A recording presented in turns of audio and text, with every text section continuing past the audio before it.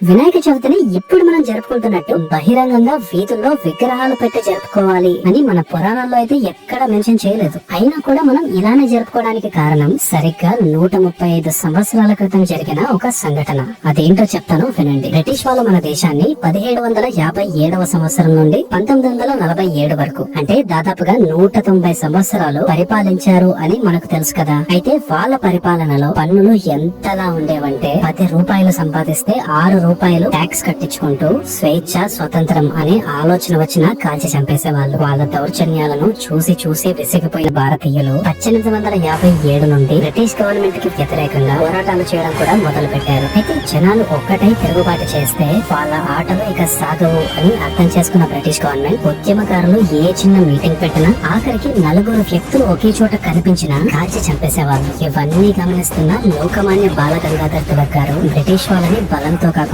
తెలుగుతో కొట్టాలి అని అర్థం చేసుకుని పూణే మహారాష్ట్ర ప్రాంతాల్లో కొంతమంది తన అనుచరులతో కలిసి ఇక నుండి మనం వినాయక చవితిని ఒక ప్రైవేట్ ఫెస్టివల్ లా కాకుండా ఒక పబ్లిక్ ఫెస్టివల్ లా కమిటీలు వేసి జరుపుకోబోతున్నాము అని చెప్పి బ్రిటిష్ వాళ్ళని కూడా ఇది కేవలం ఒక హిందూ సాంప్రదాయాల ప్రకారం జరుపుకుంటున్న పండుగే తప్ప ఎటువంటి ఉద్యమం కాదు అని నమ్మించి పర్మిషన్స్ కూడా తెచ్చుకున్నారు. అలా ఆ రోజు నుండి వినాయక చవితి జరిగే ఆ 10 రోజులు యువతను పోగేసి వాళ్ళను మోటివేట్ చేసేలా ప్రసంగిస్తూ దేశభక్తిని పెంచే పాటలను పెడుతూ కొన్ని వేల మంది ఉద్యమకారులను తయారు చేసేవాడు.